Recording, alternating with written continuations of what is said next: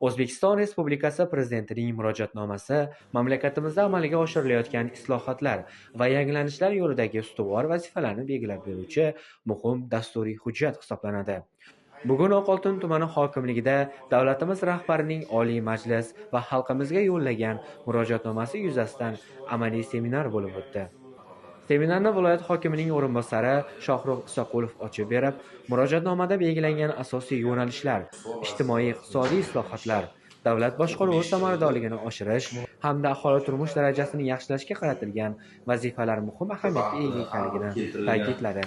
Tadbir davomida tuman hokimining birinchi o'rinbosari Muzaffar Homidjonov so'zga chiqib, mamlakatimizda amalga oshirilayotgan keng ko'lamli islohotlar, barcha sohalarda olib borilayotgan bunyodkorlik ishlari va izchil yangilanishlar haqida batafsil ma'lumot berdi.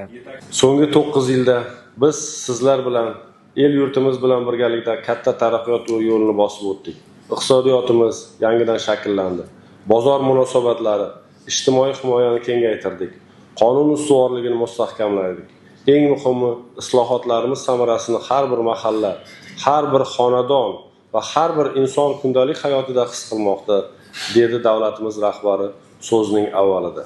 Ta'lim, sog'liqni saqlash, iqtisodiyot, ijtimoiy soha hamda infratuzilmani rivojlantirishga qaratilgan ustuvor vazifalar va ularni amaliyotga tatbiq etish mexanizmlari seminar ishtirokchilari e'tiboriga havola etildi.